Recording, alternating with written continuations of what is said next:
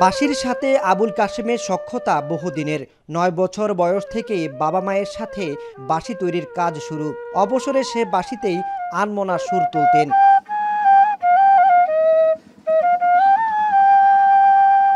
ভালো বাজাতে পারি না, কিন্তু আমি বাঁশির তৈয়ার কাজটা আমি ভালো বুঝি, যে এটা কোনো কি হইব ওটা আমি ভালো মেজারমেন্টটা করে তৈরি করি। ৬০ বছর তো আপনি ৯ বছর কালীন ধরছে হাতে দিয়েছি, কাজে হাত দিছি, তো আল্লাহ দিলে আমার ৫০ বছর আমার বাঁশির তৈরি আছে।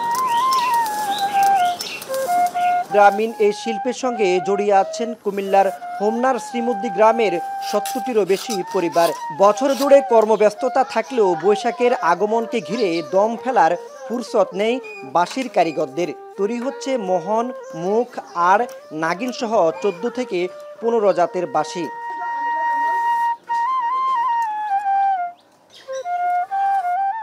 কারিগররা বলছেন, বহির্বিশ্বে তাদের বাঁশির বেশি চাহিদা রয়েছে মধ্যপ্রাচ্যের সবকটি দেশে।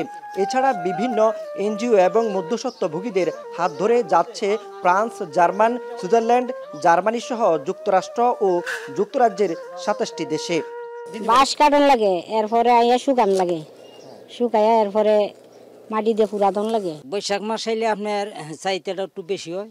পয়লা বৈশাখের সময় ফ্রান্সে যায়, ইটালি যায়, জার্মান যায়, সুইজারল্যান্ড যায়, বাইরে কান্ট্রিতে ৮-১০টা ২০টা কান্ট্রিতে মাল যায়। বর্তমানে লোকজন কমে গেছে, ব্যবসা বাণিজ্য ছেড়ে দিচ্ছে। এখন আমরা কয়েকটা ফ্যামিলি আছি। বেশি চাহিদা আড়বাসী গানের জন্য, বাউল গান, এগুলা কীর্তনের জন্য। তারপর মেলাতে আমরা বিক্রি করি এই তুতাবাসী লেসপিতে লাগানো থাকে এগুলা।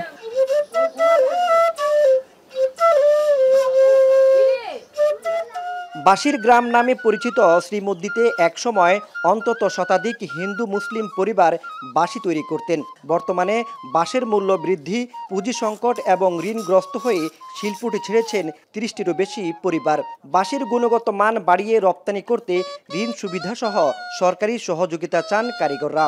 আর ঐতিহ্যের এই শিল্পকে বাঁচিয়ে রাখতে রাষ্ট্রীয় সহযোগিতার আশ্বাস দিয়েছেন জেলা প্রশাসন। বাঁশি তৈরি করার জন্য যে কস্ট থাকে, এটা আসলে অনেক ব্যয়বহুল হয়ে যায়।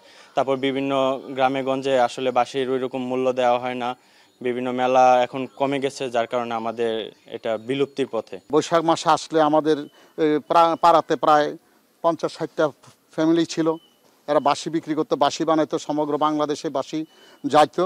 কিন্তু এখন আস্তে আস্তে এগুলা চলে যাচ্ছে। বাঁশি শিল্পটিকে টিকিয়ে রাখার স্বার্থে আমরা সামনে তাদেরকে নিয়ে, যারা এই শিল্পের সাথে জড়িত আছে, তাদের সাথে কথা বলে তাদের কি সমস্যা এবং সমস্যাগুলো সমাধানের জন্য আমাদের সরকারের পক্ষ থেকে কি করণীয় সে বিষয়ে আমরা জেনে তাদেরকে আমরা প্রয়োজন বোধে আমরা সংশ্লিষ্ট দপ্তরের সাথে যোগাযোগ করে আমরা তাদের জন্য প্রয়োজনীয় সাপোর্টের ব্যবস্থা করার জন্য আমরা সর্বোচ্চ চেষ্টা করব।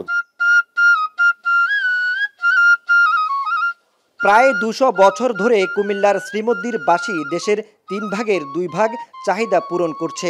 এখানকার বাঁশি মানে ভালো হলেও দামে তুলনামূলক সস্তা।